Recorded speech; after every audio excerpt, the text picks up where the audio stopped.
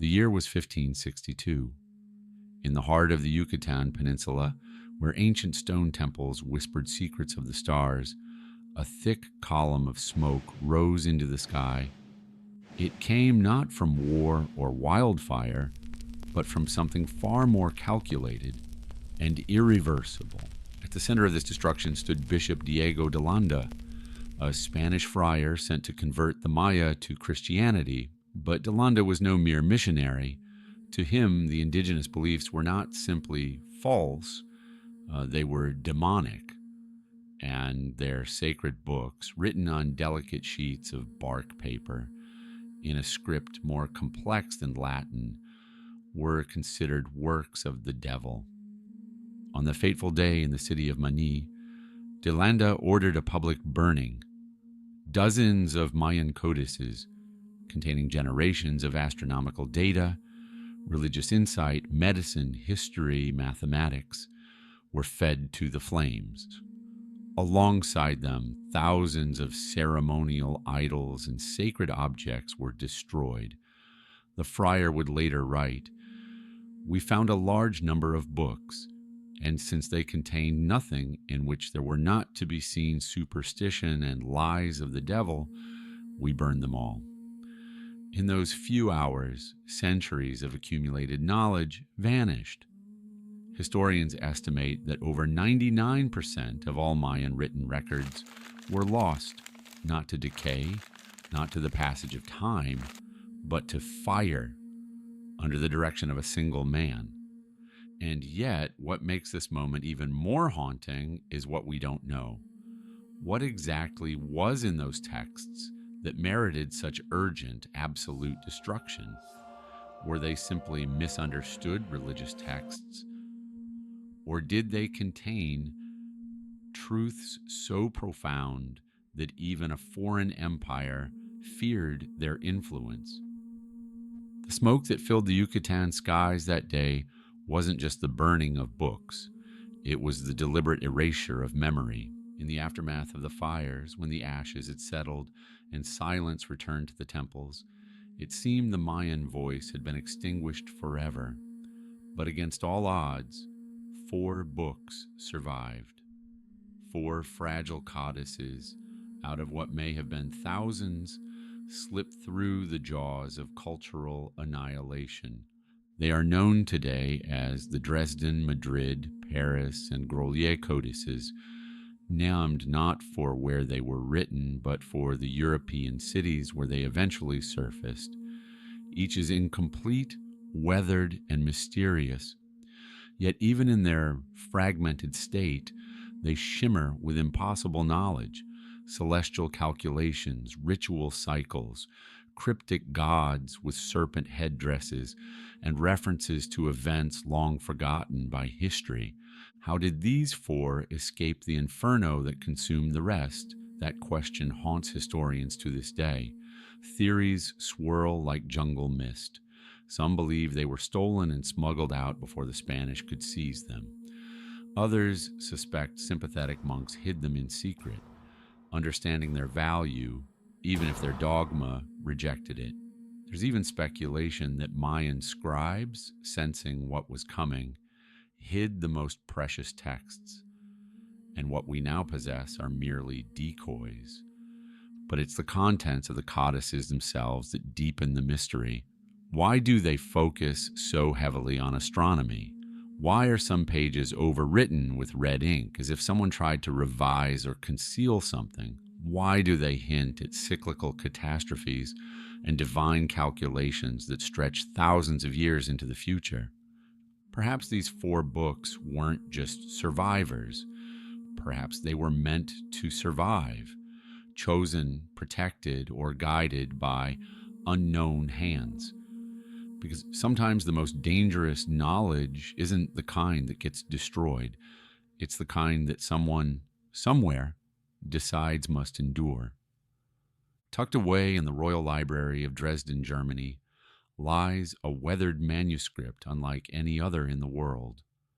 Its pages, made of delicate bark paper and folded accordion style, are covered in vibrant glyphs and painted figures. This is the Dresden Codex, the oldest known book written in the Americas, and within its faded lines hides a knowledge so advanced, so exact, it continues to baffle scholars more than a century after its discovery. Long dismissed as primitive art, the Codex was once merely a curiosity to European historians. But in time, as linguists and archaeologists began the painstaking work of decoding its symbols, a far more startling truth emerged. The Dresden Codex wasn't just a religious document or a ceremonial guide. It was, in many ways, an astronomical machine. Page after page tracks the cycles of Venus, not just casually, but with obsessive precision. The Maya understood that Venus appeared as both a morning star and an evening star, and they charted its rise and fall with mathematical calculations that span hundreds of years. The Codex also contains eclipse tables that accurately predict solar and lunar eclipses over long periods, something not fully achieved in Europe until centuries later. And yet the Maya had no telescopes, no metal tools, no advanced machinery. How then did they observe and chart celestial bodies with such unerring accuracy? Did they possess a lost method of observation or knowledge handed down from an earlier unknown culture? Some suggest the Codex is evidence of a scientific tradition erased by conquest. Others whisper that it reflects something even more extraordinary, that the Maya had access to cosmic knowledge beyond what we currently understand. But what remains undeniable is this. The Dresden Codex challenges everything we thought we knew about ancient Mesoamerican science, and it begs a question that echoes through every symbol on its fragile pages. What else did they know, and why was it so carefully hidden in the stars? At first glance, the Dresden Codex seems like a uniform artifact, painted by a single scribe in a single time. But a closer inspection reveals something far stranger. Among the rich blues and blacks that form the main text, there are subtle traces of red ink, annotations, corrections, and additions that don't match the original hand. To the untrained eye, these red markings appear decorative and perhaps even accidental. But to epigraphers and codex scholars, they suggest something more deliberate and unsettling. The red ink doesn't merely highlight, it alters. In some places, it seems to overwrite symbols. In others, it adds glyphs that weren't part of the original layout. The red doesn't follow the flow of the primary narrative. It interrupts it, bends it, challenges it. Who added these red marks and when? No one knows for certain. Some scholars date them to centuries after the Codex was first written. Others believe they were made during the colonial period when Mayan scribes still existed but worked under Spanish rule. Theories diverge, but one thing is clear. These messages were not part of the original composition. They came later, and they came with intent. Were they corrections made by a priest trying to fix the calendar? Or warnings inserted by a later scribe who understood what the Codex truly contained? There are even claims that the red ink conceals astronomical alignments too advanced to be publicly revealed. Cycles tied not just to Venus, but to events on Earth. Some glyphs in red appear nowhere else in Mayan literature. They resemble hybrid forms, part traditional, part unknown, as if someone was encoding messages not meant for the casual reader, but for a select few, guardians perhaps, or initiates of a deeper order. Did someone tamper with history? Or did they try in their own secretive way to preserve what couldn't be spoken aloud? Whatever the truth, the red ink remains, silent, defiant, and unanswered, a ghostly second voice layered atop the original, whispering a riddle no one has yet solved. In 1965, deep in the jungles of Chiapas, Mexico, a weathered strip of bark paper surfaced from the shadows of a remote cave. It bore the same distinctive fold pattern and painted glyphs found in the famous Mayan Codices. But unlike the others, this one hadn't passed through a European library or a colonial archive. It appeared raw, direct, and untouched by Spanish hands. The find was quickly dubbed the Grolier Codex, named after the New York club where it was first publicly displayed. And from the moment it was introduced, it stirred controversy. Why? Because it wasn't supposed to exist. Only 3 Mayan codices were recognized at the time. The Dresden, Madrid, and Paris all had come through official channels decades or centuries earlier. This new manuscript, emerging from a jungle cave and introduced by a private collector with murky ties to looters, broke every pattern. Scholars immediately doubted its authenticity. Its style was different. The glyphs were cruder, less ornate, the iconography strange. There were none of the elegant astronomical calculations seen in the Dresden Codex. Instead, its pages depicted a series of unfamiliar deities, many of them skeletal, adorned with weapons or grotesque headgear, performing rituals that were difficult to interpret. Accusations flew. It had to be a fake, a modern forgery. Some went so far as to call it a hoax for tourists. The academic consensus was clear. The Grolier Codex didn't fit the mold, so it couldn't be real. But then, decades later, technology changed the game.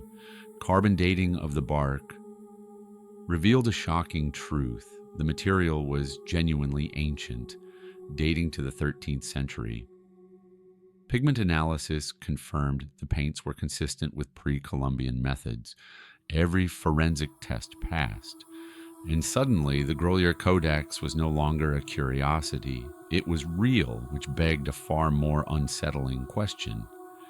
If the Codex was authentic all along, why had so many people worked so hard to discredit it?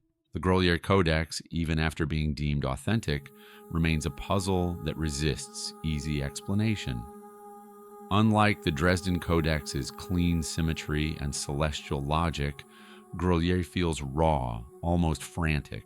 Its pages march in brutal sequence, each one depicting a god or figure performing a ritual act, many involving knives, blood, and sacrifice. The deities are not serene. They are skeletal, masked, and menacing.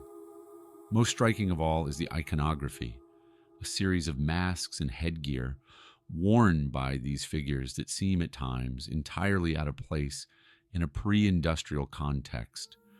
Oversized visors, tubes, appendages jutting from their heads, too strange to be ceremonial, yet too consistent to be coincidental. Some scholars dismiss these details as exaggerated mythic design, but others quietly ask a more uncomfortable question. What if we're looking at depictions of something technological through the eyes of those who couldn't fully explain what they saw? One figure appears to wear what resembles a helmet with a breathing apparatus. Another has protrusions that run along the sides of the face, connecting to a square device at the base of the skull. To believers in alternative archaeology, the imagery isn't religious at all. It's a memory passed down in myth and image of a contact event. One too mysterious to write plainly, so it was wrapped in gods, bones, and blood. Mainstream archaeologists urge caution. The Maya had a rich symbolic vocabulary, they argue. Death gods, underworld journeys, and transformations were part of a coherent spiritual worldview, not evidence of ancient astronauts. But the tension remains. Are these pages myth or memory? Did the Maya imagine these figures from their own psyche, or were they trying to record something so alien, so far outside their cultural language, that only ritualized metaphor could contain it? The Grolier Codex does not offer answers. It only raises the stakes. Because if even one image depicts something real, something technological, then the entire foundation of what we think we know about the ancient world begins to shake. Beneath the dense jungles of the Yucatán Peninsula lies a hidden world, a labyrinth of limestone caverns, cenotes, and underground chambers that the ancient Maya regarded not as mere geography, but as sacred thresholds to the divine. They called these caves Xibalba, the entrance to the underworld, but they were more than just religious sites. Some may have been libraries. Archaeologists have discovered ceremonial offerings deep within these caves: pottery, obsidian blades, jade ornaments, all carefully placed as if to honor or appease something within. But in a handful of rare sites, something even more provocative has surfaced: fragments of painted bark paper, glyph-covered walls, and scorched remains of what appear to be texts. The Maya were a literate civilization. They produced thousands of books, all written on perishable materials like fig tree bark.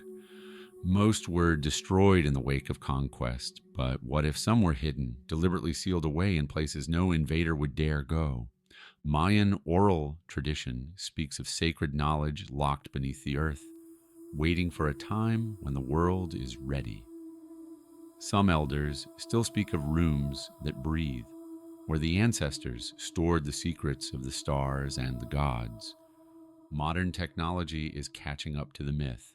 With LiDAR scanning and 3D mapping, researchers are now finding subterranean chambers that had been buried for centuries, untouched, sealed, forgotten. What lies beyond those collapsed entrances and flooded tunnels? Could complete codices still survive in the darkness, preserved by dry cave air and stone silence? If so, they might be the last untouched voices of the ancient Maya, not filtered through conquest, not corrected by monks, but pure. And if they speak, what truths will they tell, and will we even be allowed to hear them? Bishop Diego de Landa is remembered as the man who burned the Mayan books, but he also may have read more than he destroyed. In the contradictions of his own writings lies a troubling suggestion that he knew far more than he ever admitted. In his Relación de las Cosas de Yucatán, de Landa attempts to document the culture he helped dismantle. The manuscript includes one of the earliest recorded attempts to understand the Mayan script. He even includes a rough alphabet, though it was inaccurate. Still, the effort raises a glaring question. Why would the same man who incinerated sacred texts try to decode their language? There are hints that de Landa saw books he never mentioned in official reports.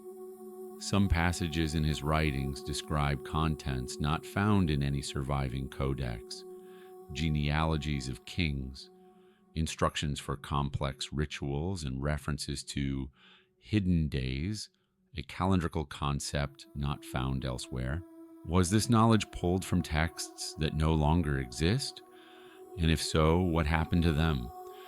Did de Landa preserve copies for study by the Church? Did he remove certain codices to Spain or the Vatican, keeping them out of indigenous hands but safe from the fire? There are also curious gaps in his documentation, places where he references teachings or customs, then abruptly stops. Some scholars believe these were intentional omissions, redactions made to conceal what he found too threatening, too heretical, or too difficult to explain within Catholic doctrine. Whatever he knew, he carried it with him to the grave, and the irony remains sharp. The man responsible for erasing Mayan history may have been one of the last people to read it in full. What truths did de Landa choose to burn? And what did he decide to keep hidden, far from the eyes of both conqueror and conquered? The Maya left behind more than temples and ruins. They left behind words carved in stone, painted on pottery, etched into the fragile pages of codices, a script made of hundreds of intricate glyphs, each one a key to a civilization that saw the world not in static facts, but in cycles, gods, and stories. And yet, after more than a century of decipherment, much of their written language still remains in shadows. It wasn't until the mid-20th century that scholars truly began to crack the code. The breakthrough came slowly, letter by letter, as linguists realized that the Mayan script was both phonetic and symbolic, capable of recording sounds, but also packed with metaphor. Names of kings, dates of battles, tributes paid in cocoa or blood, all these emerged from the stone. But even now, at least 15 to 20% of all known glyphs remain completely untranslated. Some of these elusive symbols appear only once on a single monument or page, as if meant for a specific reader or moment. Others recur across regions from Guatemala to Belize, always in sacred or secretive contexts, temples, tombs, codices. Why do they resist translation? Is it because we lack the cultural context, the oral traditions that once gave them meaning? Or is it possible that some were never meant to be fully understood, designed to conceal rather than reveal? There are glyphs that seem to refer to abstract forces, time loops, dimensional layers, star-born origins, concepts so foreign to modern frameworks that translation becomes interpretation, and interpretation becomes speculation. Some researchers suggest that within these untranslated glyphs lies a thread of knowledge that doesn't fit within standard historical models. Knowledge of ancient science, forbidden rituals, or cyclical cataclysms. Could these symbols carry dangerous truths, ones that even the conquerors feared to uncover? The language of the Maya still speaks, but some of its words seem to whisper rather than shout, and perhaps that's no accident. Across the surviving Mayan codices, temples, and stelae, gods appear in a dazzling array: feathered serpents, jaguar-headed lords, skeletal deathbringers, and celestial twins. Many of these deities have been identified through comparison with mythology and oral tradition. Names like Itzamne, Chak, Ixchel, these figures have known roles, clear domains, but not all. There are glyphs that reference divine beings we cannot place, gods whose faces don't match any known pantheon, entities whose symbols appear without accompanying names, without lineage, without explanation. In the world of the Maya, where lineage and cosmology were inseparable, this silence is deafening.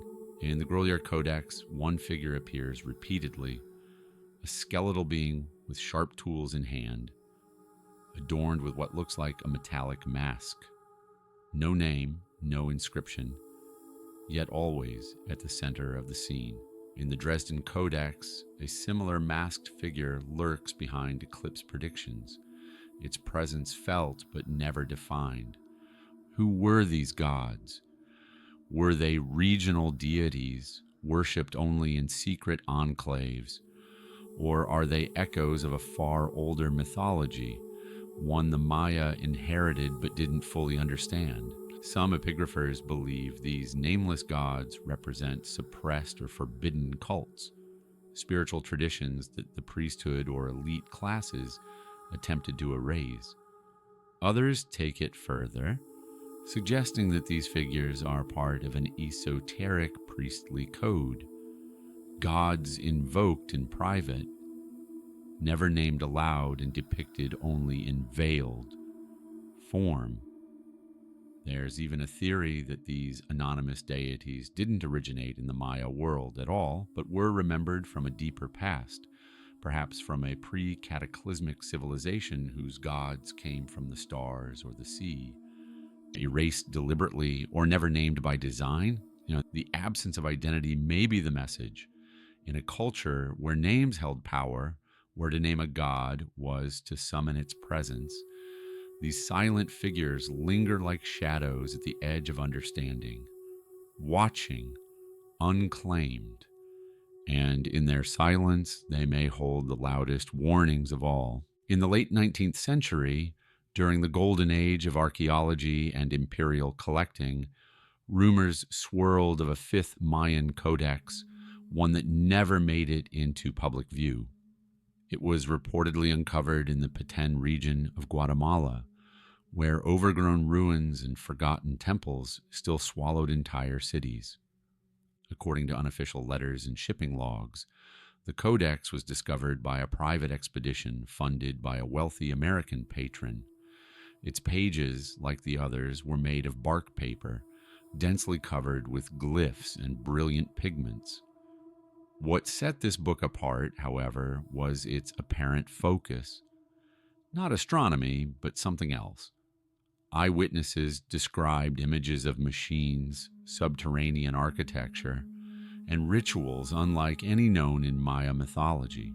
The codex was boxed and shipped toward Washington, D.C., with the intention of presenting it to the Smithsonian Institution. For a moment, it seemed the world might gain access to a lost voice of the Maya. But then, silence. Customs records confirm its arrival at a port in New Orleans. But beyond that point, no official trace remains. No accession number, no exhibit, no storage listing. It simply vanishes as if it had never existed. A few researchers have stumbled across vague references to the artifact in footnotes and correspondence, but always secondhand. No photographs, no scans, not even a sketch. Was the codex lost in transit, misfiled in a private collection, or was it removed quietly by someone who didn't want it to see the light of day? The absence of answers is as loud as the implications. If the codex never existed, why do the records hint otherwise? And if it did, what was inside those pages that made it so important or so dangerous that it had to be erased from history? Behind the marble walls of museums and academic archives, the world's rarest artifacts are kept safe, but not always seen. For decades, whispers have circulated among historians and indigenous scholars alike that Western institutions, including the Smithsonian, may be in possession of glyph-covered relics that have never been shared with the public. The idea is controversial, even conspiratorial, but not without precedent. Thousands of objects looted during the colonial era still sit in basements and drawers, unstudied and undocumented, not due to oversight, but by design. Some are held in restricted collections due to cultural sensitivity or ongoing ownership disputes. Others are simply hidden. Multiple researchers have come forward over the years claiming to have glimpsed Mayan artifacts bearing glyphs that do not match any known codex, fragments of books, temple panels, or cave carvings with unknown symbols and unfamiliar deities. One former Smithsonian researcher, speaking anonymously in the early 2000s, described a storage room containing pages that don't belong to any catalog document, fragments that appeared to describe sky events and returning gods. The account was quickly dismissed and the source faded into silence. Requests to access certain archival materials have been denied without explanation. Items listed in early 20th century acquisition logs no longer appear in digital records. Entire folders of field notes from Central American expeditions are missing.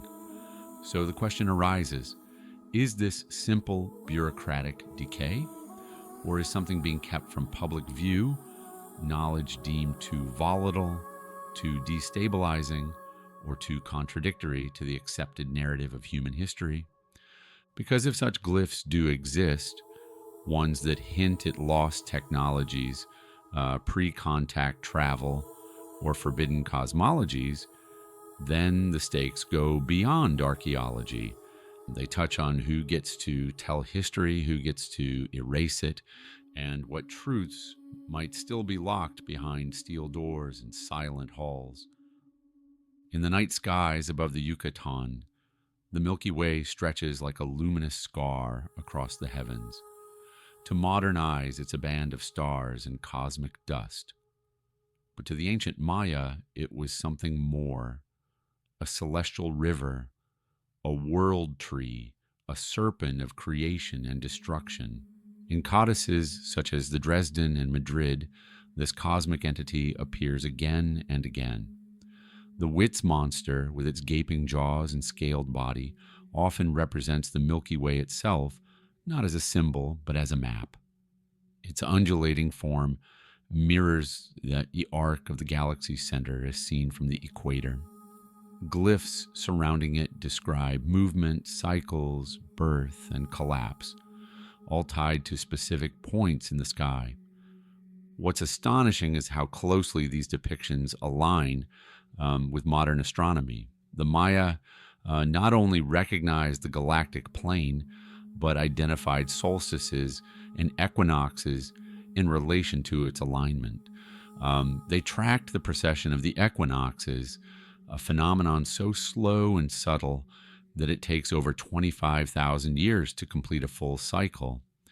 The idea that they recognized this and encoded it challenges everything we assume about the tools they possessed. There were no telescopes in the jungles of Mesoamerica, no sextants, no metal observatories.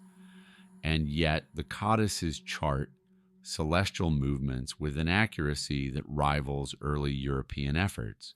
How? Some believe the Maya used sightlines carved into temples and pyramids, aligning structures with the stars over centuries. Others suggest a deeper oral legacy, ancient knowledge passed down long before even the Maya, inherited from a civilization long forgotten. But as we continue to uncover new details in their surviving texts, the question only grows louder. How could a people we've long called primitive see the sky with such clarity? Were they just careful observers of nature, or were they the inheritors of a cosmic legacy, written in stars and serpents? Among the more controversial interpretations of Mayan astronomy lies a theory many mainstream scholars reject outright, but one that refuses to go away: the star visitors hypothesis. This theory proposes that the Maya didn't discover the secrets of the cosmos on their own. They were taught. Proponents point to certain images in the codices that defy conventional explanation. Figures descending from the sky wearing elaborate headdresses that resemble helmets. Long, tubular objects hovering above earthbound scenes. Strange disc-like glyphs appearing in moments of divine visitation. To the Orthodox archaeologist, these are metaphors, visual language for gods and creation myths. But to others, they resemble more than art. They resemble memory. Mayan legends speak of gods who came from the stars, the sky people, or beings of the upper world. Some stories describe them arriving in flaming chariots or riding serpents of light. In the Popol Vuh, the sacred book of the Quiché Maya, there are references to beings who shaped humanity, gave knowledge, and then disappeared, promising to return. Did the Maya witness something extraordinary and encode it as mythology? Were these gods merely misunderstood travelers, beings from elsewhere whose visitations became woven into cosmology? It's tempting to dismiss these ideas as fantasy, born from modern obsessions with ancient aliens. But similar myths echo across civilizations, from Egypt to Sumer, from the Dogon of Mali to the Aboriginal peoples of Australia. Star-born teachers, vanished architects, knowledge too advanced for the time, and the Mayan codices, with their sophisticated math and eerily accurate star maps, remain at the center of this debate, if the Maya were guided, even briefly, by something or someone beyond Earth, it would upend every historical model we've built. But even if they weren't, their ability to track the stars so precisely forces us to rethink our assumptions. Because whether the knowledge came from observation or visitation, it was never primitive. And perhaps that's the greatest mystery of all. When the Spanish conquistadors swept through the Americas in the 16th century, they came with swords, crosses, and scribes. Alongside the violent conquest of land and life came a quieter, colder theft, the systematic extraction of indigenous knowledge. Mayan manuscripts, some already hidden in temples or caves, were seized by friars, soldiers, and scholars, then boxed, cataloged, and shipped back to Europe. Rome was a primary destination. The seat of the Catholic Church, the Vatican, quickly became a silent collector of the very texts its own emissaries had labeled heretical. These weren't always burned on arrival. Many were preserved, but not shared, hidden instead within the vast and ancient walls of the Vatican Library, beneath the city of faith and power. Officially, very few pre-Columbian documents reside in the Vatican's archives, but unofficial reports suggest otherwise. Letters from 16th and 17th century missionaries mention curious documents in strange language and inventories from the Jesuit order list American Codices of unknown type sent to the Holy See. What's particularly disturbing is the way these records end, as if someone had deliberately stopped tracking them. Why send these texts to Rome at all? Perhaps to study, perhaps to protect, or perhaps to ensure they never influence native populations again. Some believe the manuscripts may contain cosmologies or prophecies that directly conflict with church doctrine. Others suspect they hold early records of contact with other civilizations or celestial events reinterpreted as miracles. Whatever the truth, the result is the same. These books, if they exist, are locked away, their pages unseen for centuries. So the question echoes louder than ever.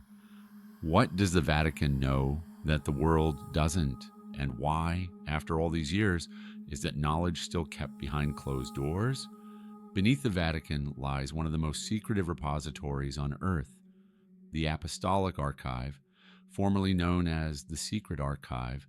Its corridors stretch for miles. Its collections span centuries. And despite recent efforts at transparency, large portions of it remain sealed, inaccessible to even the most credentialed historians. Among the restricted materials are said to be artifacts and documents related to the early colonization of the Americas, including items whose very mention is now absent from public Vatican catalogs. Over the years, whispers have emerged from within of glyph-covered manuscripts stored in unmarked boxes, of Jesuit reports documenting texts not meant for wide interpretation, and even of indigenous records that describe events contradicting biblical history. Access to these vaults is notoriously limited. A handful of scholars are granted permission each year, often only to view specific documents under supervision. No photography, no copies, no questions asked. What could possibly be so sensitive? Some believe the church is hiding religious contradictions, Mayan beliefs that predate yet mirror Christian narratives. Others speculate that the texts contain astronomical alignments or cyclical prophecies that cast human history in a terrifying new light. Still others suggest a more radical possibility, that these records include evidence of pre-Columbian global contact, advanced sciences, or technologies now lost, and that revealing them would not only shake historical orthodoxy, but threaten religious authority itself. When confronted, church officials maintain the archive is closed, only for preservation reasons. But the deeper the questions go, the tighter the vault remains sealed. And so the mystery endures. Are the Mayan codices truly gone, or simply buried in the heart of one of the world's most powerful institutions? Until the doors open, we are left only with shadows, and the uncomfortable thought that somewhere in Rome, the voices of the Maya are still speaking, but no one is listening. Among the surviving threads of Mayan cosmology, few are more haunting than the idea that the world moves not in a straight line, but in cycles, eras of creation and destruction known as suns. According to Mayan timekeeping, we are currently living in the fifth sun, an age that, like the four before it, is destined to end. This belief wasn't based on superstition. It was encoded into their most sacred calendars, etched into stone, and some believe inscribed in lost or fragmentary codices. The Maya measured time on vast scales, with one of their long count calendars tracking over 5,000 years. In 2012, the end of one such cycle led many to believe the Maya had predicted the end of the world. It didn't happen, not visibly anyway, but perhaps the prophecy was misunderstood.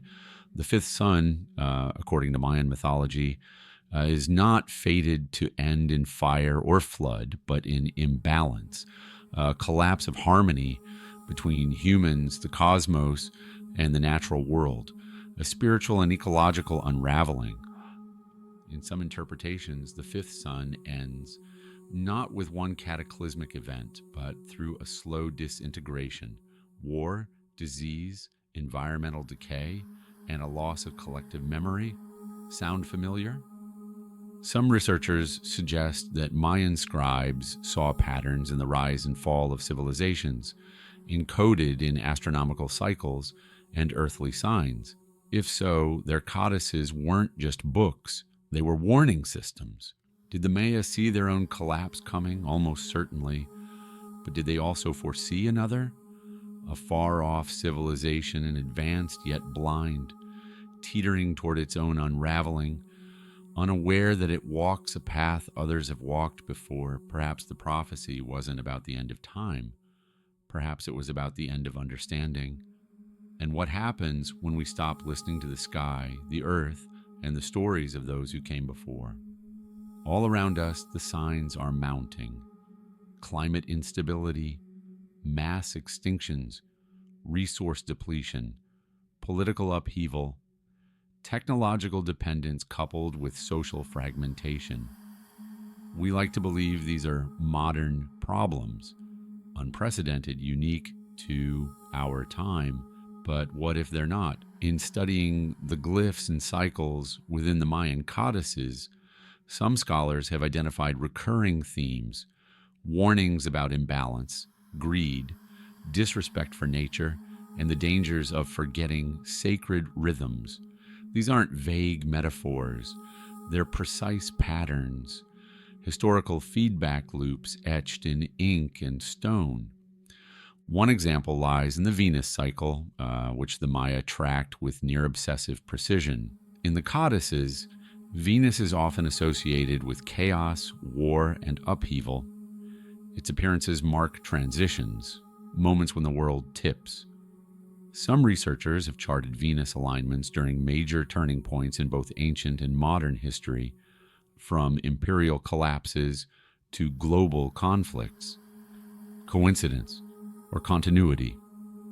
In one fragment of the Dresden Codex, there's a sequence of glyphs showing crops withering, rains vanishing, and a skeletal figure watching from the stars. Interpretations vary, but to some it reads like a vision of drought, famine, and environmental collapse. A cycle not bound to the past, but looming in the present. These prophecies weren't just about fate, they were about choice. The codices, far from being doomsday manuals, offered guidance, how to realign, how to restore balance. Rituals, calendar observances, and respect for celestial rhythms were not superstition, they were survival strategies. But what happens when the books are burned, the language erased, and the wisdom ignored? Are we living in the final chapter of a prophecy we never fully translated? Could the codices be speaking to us across centuries, not as relics, but as warnings? If we are, in fact, repeating a forgotten cycle, then the Maya didn't fail to predict the future. We just failed to recognize when it arrived. Sometimes it's not what survives that matters most, but what doesn't. The surviving Mayan codices, Dresden, Madrid, Paris, and Grolier, are breathtaking windows into a lost world. Yet for every glyph preserved, 1,000 more were reduced to ash. For every figure painted on bark paper, countless others were erased by conquest, time, and intention. And that absence, that gaping silence between what we know and what we don't, may be the greatest mystery of all. What did those lost pages contain? More astronomy, advanced medicine, maps, prophecies, or something else? Something that didn't fit neatly within the colonial lens of acceptable knowledge? The historical record doesn't just suffer from decay, it reflects decisions. What to preserve, what to suppress, what to translate, and what to quietly forget. Yeah, Diego de Landa's burning of the books was not an accident of history. It was a deliberate erasure of memory. But even beyond the flames, other forces shaped what we see today. Colonial scribes reinterpreted glyphs through European frameworks. Museums curated exhibits based on what made sense to the Western eye. Scholars dismissed fragments that didn't match expectations. Entire stories that may have changed how we see the past, the Maya, and even ourselves, were filtered out not because they were false, but because they were inconvenient. This raises an unsettling question. Is history as we know it truly incomplete, or is it being curated? Some believe the blank spaces in our understanding are not accidents, but scars, evidence of a conscious redaction of truths once known. If so, then the silence of the lost codices isn't emptiness, it's defiance, a refusal to conform to the narratives imposed on them. The Maya may have spoken through symbols, but in what was erased, they may have spoken even louder. And in those empty pages, the question still echoes. What were we not meant to know? In the humid jungles of Central America, beneath the vines and roots, secrets still sleep. Entire cities lie buried beneath soil and silence. And somewhere, perhaps in a sealed cave, or behind the stone walls of an undiscovered tomb, a codex may wait, untouched, untranslated, undistorted.